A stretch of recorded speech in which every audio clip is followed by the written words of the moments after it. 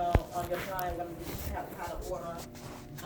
We're gonna discuss the medical terminology and vocabulary sensitivity, which is very important dealing with insurance companies because you gotta be careful how you talk to them and what you say to them because it will either make you or break you. As far as whether they'll pay or not. So if you want them to pay, you gotta talk doctor language to them. You can't be like, I put my homeboy unit on, or how much y'all gonna charge. You can't do that. You gotta talk. They like, yes, I just did a prosthetic installation. I was gonna build over. Like you gotta really speak medical terms. You gotta kind of step the game up because a lot of people they be talking crazy and then the insurance don't pay. And I'm like, that's because what you said. They ain't not gonna pay you for that because it's all about your terminology. So you got and what you put on that invoice when you send them. So we're gonna go over that. We're also gonna be discussing pricing. That's very important too because every area is different. So you're in Mississippi, I'm here in Georgia, so it just depends on the prices in your area. You know, I've had people come from California. I actually went and taught a class in California, and I'm in the middle of the class, and I'm looking at their price list on the wall, and I'm like, they charge $75 for a shampoo and style. I'm like, whoa, because my shampoo and style like $45. I'm like, 75. I'm like, they had, but then I had to realize, okay, you in California, so you ain't in Atlanta, you ain't in Georgia, so the prices down here a little cheaper than up in Cali. So I had to evaluate where I was at, because I was like, I ain't know anywhere I'm finna pay no $75 shampoo somebody else, $75. It's just a shampoo. So I was like, okay, you in California. So pricing is very important, just depending on the area you are at. So you got to go by your area and your demographic, what your people pay for. I go by my area, so our pricing may not be the same. So it just depends. Explain medical billing and how to fill out claim forms. That's important too because, like I said, I shared with you my testimony when it was time to fill out that claim. I didn't know what to do. I didn't know how to do it. I wasn't getting no help. I was lost. And so we're gonna go over that same story that I just told you. How I went online and I Googled the best medical invoice. That same medical invoice that I Googled 7 years ago, it's in that book right now. You can have a copy of that and you can make it your own just like I made it my own. So you can copy and paste just like I did. So I give everybody that information. So, but we're going to go over that, how to fill out the claim forms. I don't want anybody to be lost. I don't want nobody to be like I was when I took the class I was taking a lot of classes and thousands of dollars to spend, and then after the class you lost. You still don't know. You like, okay, I took the class, yeah, I got the certificate, but I don't know what to do. You know, I don't want anybody to take my class. I want them to be fully equipped. And when I say fully equipped, that's why I gave you that whole curriculum right there. That curriculum is 300 pages. That curriculum alone, it's another lady. She does hair loss too. I'm not sure you might have heard her, Miss Gigi Ford, Gloria Ford. She's in California.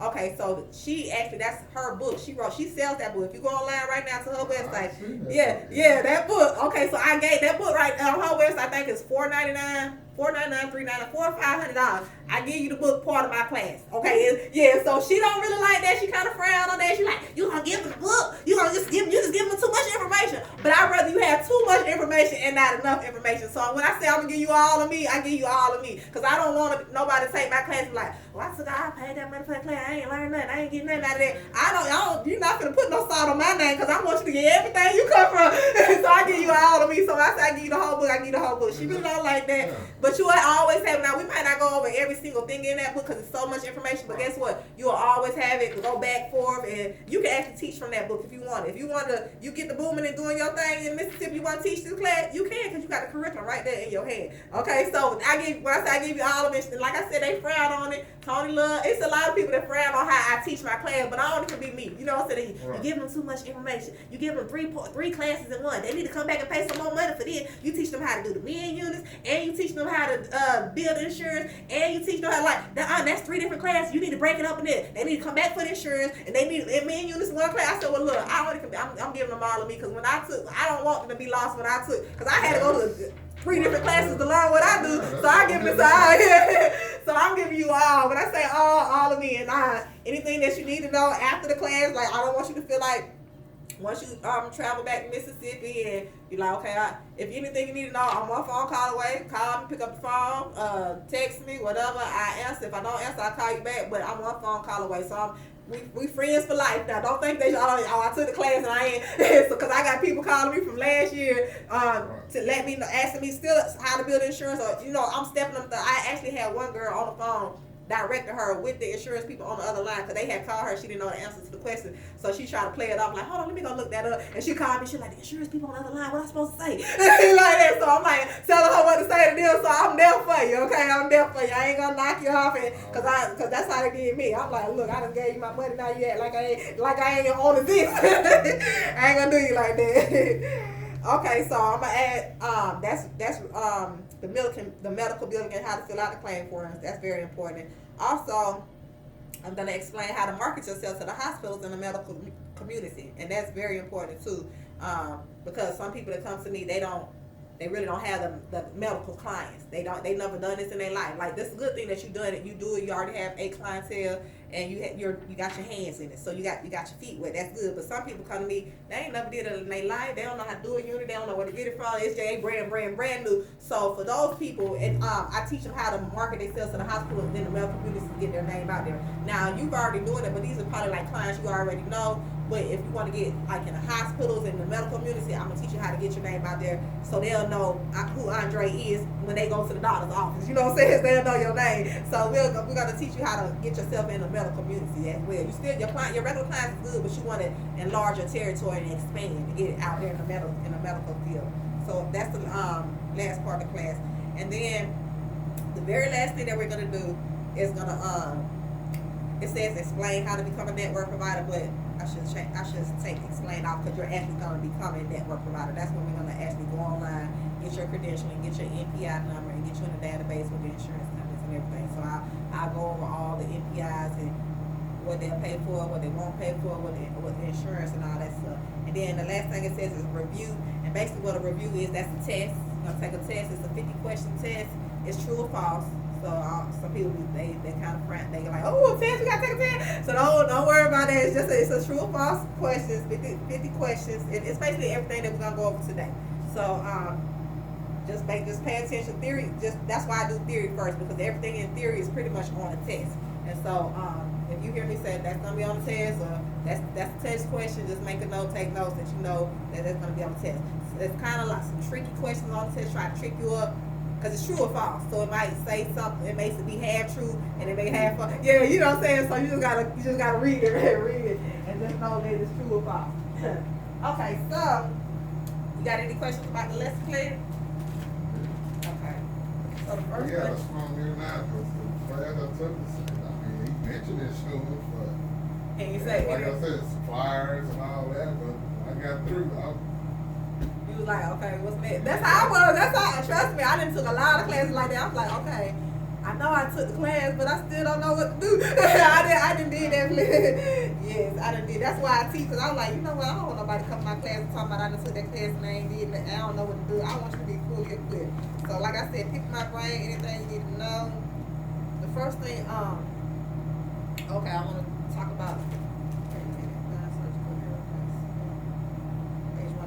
Okay, so basically, why are you here today? We're gonna explain all the details of non-surgical hair replacement. What is non-surgical hair replacement to you? What do you think non-surgical hair replacement? Or what made you come here? Because everybody's definition is different. So before we go to what the book says, just give me your idea of why non-surgical hair replacement is important to you. Why it's important? Yeah, why is this topic important? Well, tell me what you think non-surgical hair replacement is first, and then elaborate on why you feel like it's important. Well, I just feel it's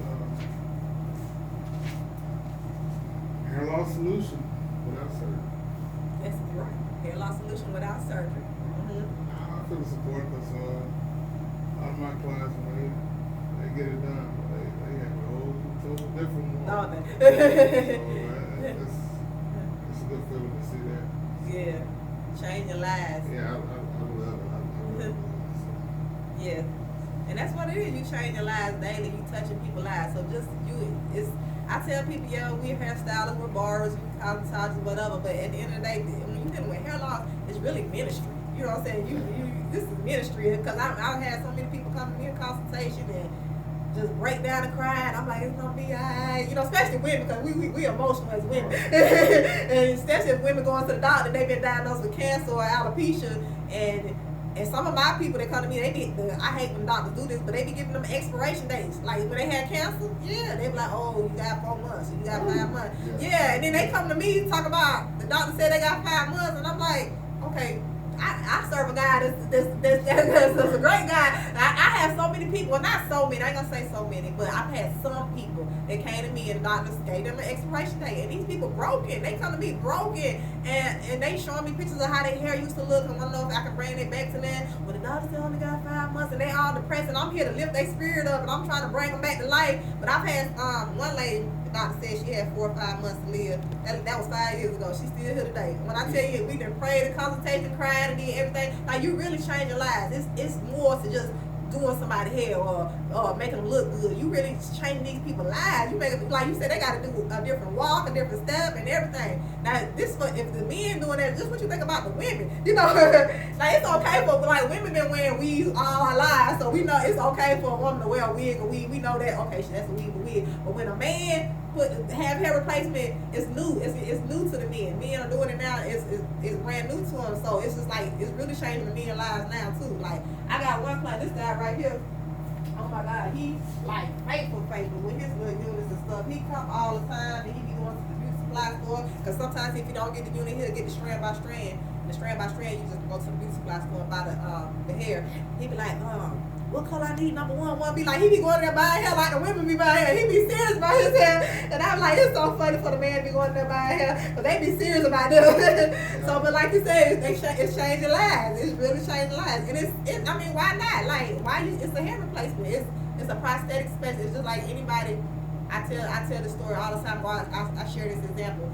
For a person that don't have a leg, a prosthetic leg, somebody that person needs that leg in order to live an everyday life to get around. If not, they're gonna be bound to a wheelchair. It's the same thing in the medical world when it comes to the hair loss. It's a prosthetic unit. This person needs this unit in order to live an everyday life. Yeah, a man can walk around bald headed or hair loss fine. A woman too can too, but if they got that hair, they got that confidence. It's a whole nother. They got more spark in their walk. Yeah, so you're right. So everything you said is correct. I just like to ask the students before we get to the book, what's their definition of non-surgical hair replacement? Because everybody's definition is different, and it's non-surgical. Of course, that means it's not surgical. So you know that, okay, non-surgical. But then you get into hair replacement. What is it? So it's so many different techniques. So go to page 107. Well, actually 107 or 109. No, it's 107. Turn to page 107. This is the book's definition of non-surgical hair replacement.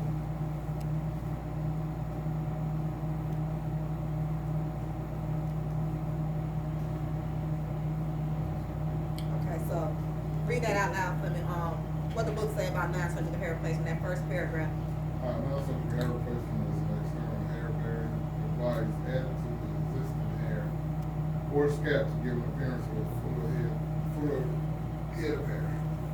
Hair replacement specially referred to them as hair units, pieces, toupees, systems, partial, and hair replacements. Okay, so that last sentence, read that one more time. That's very important.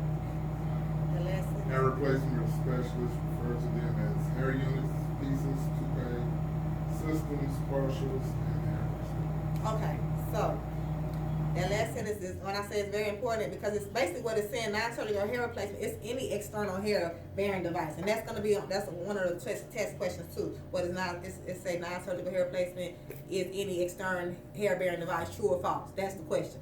So it's true. Non-surgical hair replacement is any external hair bearing device added to the existing hair or scalp to give the appearance of a fuller head of hair. So it could be a piece that you add a little piece in, that's non-surgical hair replacement. It could be a head full of weave, that's non-surgical hair replacement. It could be a top unit, it could just be a little piece in the back. Anything that you add on the hair, I don't care if it's one little piece of strip, a little strand of hair, if you add it to your hair or existing hair, it's considered non-surgical hair replacement. Anything that you're adding. So that could be clip-ons, that could be weaves, that could be sew-ins, that could be any type of hair that you added to the hair, that's considered non-surgical hair replacement. However, the last sentence why I say it's very important because it says hair replacement specialist. That's what we are. We're hair replacement specialists. So hair replacement specialists, we refer to them as hair units, pieces, toupees, systems, partials, or hair prostheses.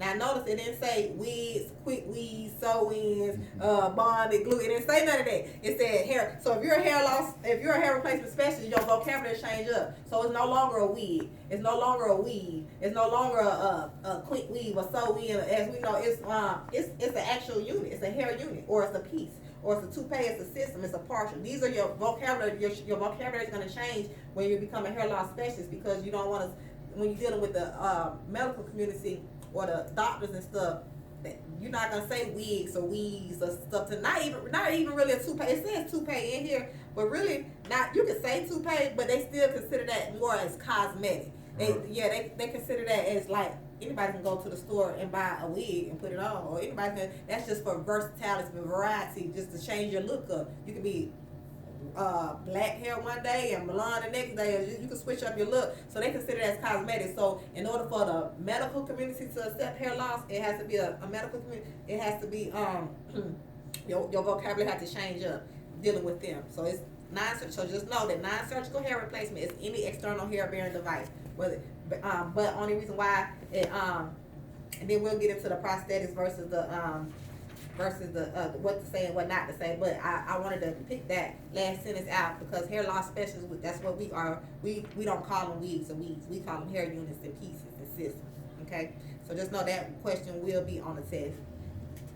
And then before I get into the safety and sanitation consultation part, I want to discuss all the different types of hair loss first, and then we'll go back over the safety and sanitation. So let's go to the beginning of the book, which is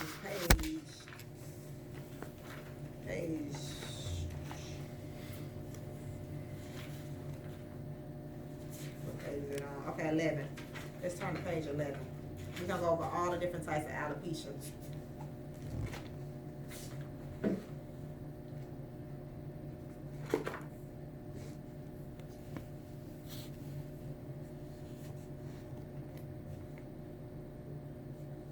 Okay. So, we know about alopecia. You've heard of alopecia, right? Right. Okay. So, there's so many different types of alopecia.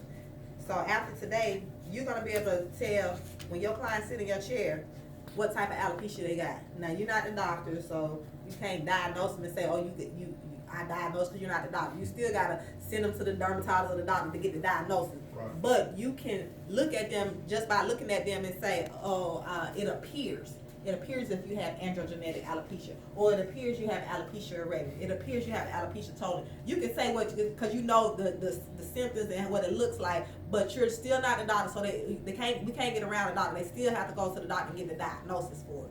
But by learning the different types of alopecia, knowing what they look like and what they don't look like, you can be able to tell. You can be like, because I know for a fact that some of my clients have traction alopecia, some of them have alopecia areata. I can tell, but I can't diagnose them with that. They still have to go to the doctor and get the diagnosis. And 9 times out of 10, just by me looking along, and then they go get the diagnosis, I said, I told you that's what it was. I can tell that's what it is. So the first type of alopecia that I want to talk about is androgenetic alopecia. Okay.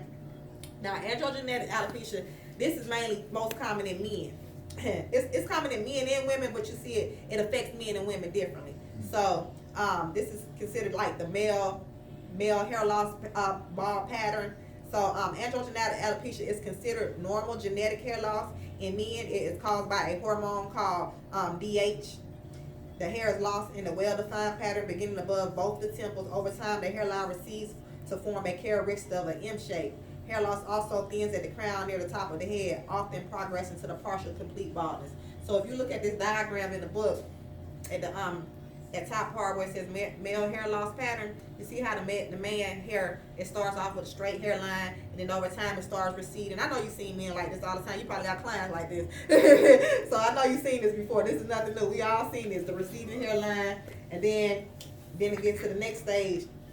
It's like a frontal. It affects men different. So it can start off at straight. I call it a straight hairline. You remember? I call it the Steve Harvey line. Yeah. You know Steve Harvey line. Steve Harvey, he been wearing units for years. But nobody ever knew Steve Harvey wearing units. They just thought they thought his barber had it going on. They thought his barber was the best of the best. So that line was so perfect. But they didn't know that line was it was a unit. It wasn't his hair. He never had hair. Steve Harvey never had hair. So when he took his unit off and went bald, everybody thought he cut his hair. He been bald all his life. I know his hairstyle is very, very well. It's a I know he has two, but I know the lady that used to apply the unit. She used to put them on her, and then the barber used to cut them. But me and her, well, I know her very well, so she like, girl, Steve Harvey wear units. And I'm like, for real? She like, girl, she got pictures all on the phone with her putting the unit on, the video and everything. He been, yeah, he been bald for a long. This back in the day, like, when she showed me that picture, yeah, he been bald. This was like 90 when I was in high school, so this is back in the day. So he been bald for all this time, but people say, oh, you got that Steve Harvey line, you fresh, you this, you that. Steve Harvey had a unit for. That's why his line was so perfectly straight, because it was a unit. But people trying to duplicate Steve Harvey and get that straight line, but then over time their hair starts proceeding and receding. Now they got a little M shape. It look like a little M. Then it might look like a little U, a horseshoe shape or something. Yeah, after so long, and it affects men different. It might start in the hairline, or it might start at the top area, at the crown, and it starts off like a quarter size, then it get bigger and bigger to the big side. So if you see this any of these patterns in the men, whether it be an M shape or a U shape or the crown, or pretty much 50% of the hair is long, all this is considered androgenetic alopecia. Now, out of all the different types of alopecia, this is the only one. When I say the only one the insurance won't pay for. Yeah, I know, right? Yeah, but listen, it's a trick. I ain't gonna say a trick, but it's a twist to this, because if the client goes to the doctor and they come back and the doctor said they have androgenetic alopecia, okay, the insurance won't pay for it. But if it starts progressing and getting worse and worse, it turns into alopecia areata, which is on the next page that we're gonna talk about. Now, that's the insurance will pay for that. Okay, so this is the beginning stage. Now, the reason why doctors won't pay for it, the insurance won't pay for this, is because they said it's genetic. They said it's gonna happen. You're gonna lose your hair. It's in your genes. You're gonna get older. You're gonna lose your hair. It's not a disorder. It's not a disease. It's because you're losing your hair. That's not an illness. Okay. So now it affects women differently. Now, if you turn the page, and women, because women have androgenetic alopecia too, on page 12, it affects us different though. So it doesn't affect us in our hairline like it does the men. It affects us in our part. So if we part our hair, we might have a thin part. Like that part of your hair right now, that's perfect. That's a perfect part for a woman if they have a part. But if you get bigger and bigger and bigger, you're like, hold on, that look like you got a whole highway in the middle of your head. Something ain't right. So if the woman part starts spreading and getting bigger and bigger, something ain't right. That's considered androgenetic alopecia. So if you look at the diagrams, it starts off small, then it gets wide and wide and wide, and then over time it can advance, and then pretty much the whole top of their head is gone. So all that's considered androgenetic. But remember what I said, after so long, if it starts proceeding, if you don't catch it right then and there and start treating the hair and getting it to grow back with hair loss treatment, you just let it go, then it turns into alopecia areata, which is on page 13. Some people pronounce it areata. It just depends on where you're from. I told you I'm country, so I say areata. But some people say alopecia areata, wherever you from. But alopecia areata is an autoimmune disorder. So that is autoimmune. So that means something's going on the inside of the body. Autoimmune disorder. So it's no longer genetic. It's not just because you getting old and your hair coming out. It's something that's going on the inside. So this is considered an autoimmune disorder. So this causes patchy, small, round, bald areas that are smooth on the scalp.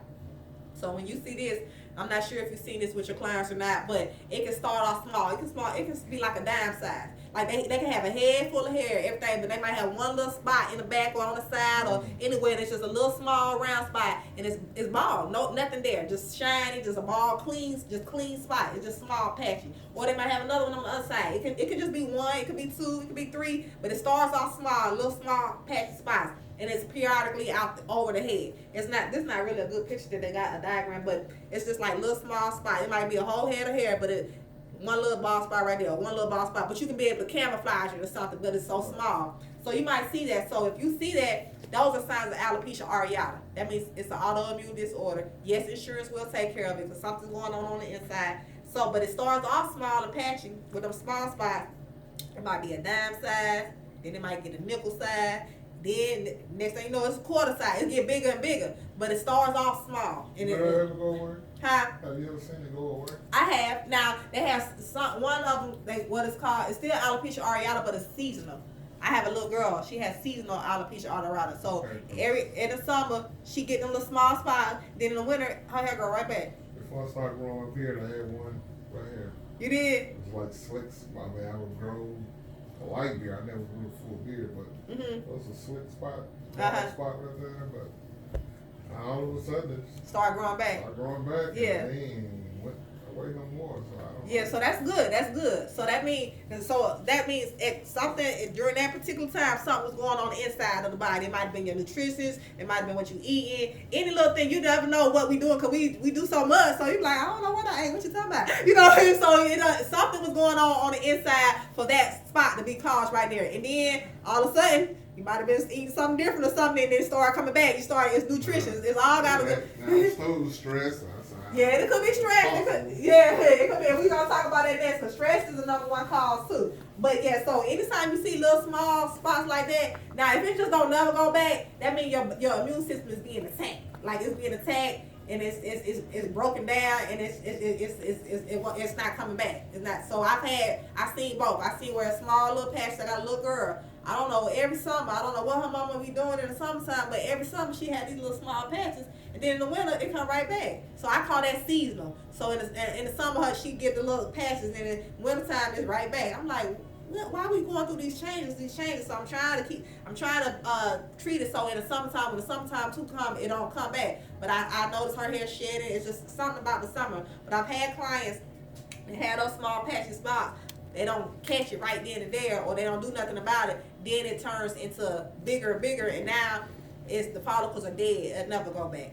So when we talking about the follicles on the hair, anytime you can be like, if you see, okay, say for instance, this is a mannequin. I shaved this mannequin, but you see these little pieces of hairs. Yeah, you see them stubs. So that means that follicle is still open on that client's hair, because his hair it might be a little stub, it might be real thin, but the follicle is open because hair is able to come through it. If you see something that's look like it's no hair coming out, it's skin and another trick, or not trick, but if you another hint that you'll see, if the skin is real shiny, like shiny, like it look like it got some oil or hair grease on it, but the skin is real shiny, like her. You see how shiny that is? She got it's bald. Y'all don't see no hair. She still got a little hairs in there, but it's still kind of shiny in some spot. She ain't got nothing around there. So that when you see like something like that where it's clean and shiny, that means the follicles are closed. The hair will never grow back. I don't care what you do, what you take, what you put on there. I don't care how many vitamins you take. The follicles is dead. It's dead. It's like a person that died. You can't bring them back to life. They dead. They dead. They gone. So that's the same thing with the follicles. The follicles are dead. You cannot bring them back. I don't care what you do. So with that being said, this lady right here, she still got little pieces of hair in there, but all that skin, that's gone. So this part would never grow back. But I can probably treat this and bring this back, but that it's too late. She waited too long. She didn't treat it in time enough. It started off probably in small patches, but she just let it go, kept putting weeds on, didn't treat it. Now she come to me, want me to do a miracle on her. And I'm like, what you want me to do? I can't do nothing. The only thing I can do is non-surgical hair replacement. So I tell people that all the time, and while I'm on that point, let me just say this. I'm a hair loss specialist, okay? I'm not a trichologist, and a lot of people get us mixed up. Yeah, because I know maybe I put this white coat on and I get them confused and like, oh, you're a trichologist. No, I'm not a trichologist. A trichologist is good. They go hand in hand together. Right. So, because I'm actually thinking about going back and taking the trichologist program as well. Probably do that next year. But the trichologist deals with the scalp, the disorder of the scalp. They get up under the scalp, they deal with the follicle, and seeing if the hair is there and to restore the hair to get it to grow back. So they trying to help it before it gets to the stage. Now once it gets to this stage and the follicles are dead, guess what? That trichologist can't do nothing for them. Nothing. The trichologist can't do nothing but refer them to a hair loss specialist. So I'm the hair loss specialist. So I'm at the end. I'm here at the end waiting on you. I'm waiting on you. I'm at the end. I'm the last result. So they already went to the dermatologist. They done went to the trichologist. They done been everywhere, and their hair still ain't come back. What's next? They gotta come to me now because I'm the hair loss specialist. I'm the non-surgical hair replacement. The only thing that I can do at this point is put you a unit on, or make you a unit, or a custom unit. I can still treat the hair that you have on your head. We can still deal with that. So if you just want a top unit and still leave this out, we can deal with that. Which is what I did with that. This is the same lady that I'm talking about. This her right here. So all this in the back, that's her hair left out. That's her real hair. I just did her top unit at the top because she has nothing at the top. So I can still treat what she has, her growing hair, but the hair that's at the top, I can't do nothing with. So I did a partial unit for her. So that's the difference. So if you back to my point with the alopecia areata, it starts off small, like a dime size. Like you said, you might have something on your beard, then it came back. So that's good. So whatever that at the time that was going on the inside, whether it been stressed or anything, it didn't attack you. You attacked it. Because it came back. Your hair came back. But if it would have attacked you, or if you would have just let it go and it would just get bigger and bigger and bigger, then something's going on the inside. Okay, so that's alopecia areata. Now, how you know? Like I said, it's smooth skin, baby bald, and shiny. Now, when it's shiny, that's your hint that the follicles are closed. When it's shiny, and the hair will never go back. Now, if you still see little fuzzes or open heart, then there's hope. That if you see holes like in the skin, if you look at the scalp and you see holes, might not see no hair, but you see holes, that means it's open. So we can get the blood circulating and get the penetrating for the follicles, for the hair to come through the holes. But if it's just no holes and it's completely closed and it's shiny, it's dead. It ain't coming back. It's dead. So some clients gotta accept that, because some people, especially women, they don't even want to accept it. They be having one strand of hair. They don't even want me to. I'm like, what you want me to do? Like, they don't even want me to cut that little one strand. I'm like, let me go on and take this off. They like, oh no, that's the hair, baby. I'm like, so you gonna walk around with your hair like this one piece of strand on your head? You don't want me to cut this one strand? They don't be want. They be want to hold on to everything. So, but yeah, so that's alopecia areata. So just know, I mean, not areata. I'm sorry. Alopecia, just know androgenetic. Let's go back to androgenetic. Androgenetic alopecia is the one that insurance won't pay for.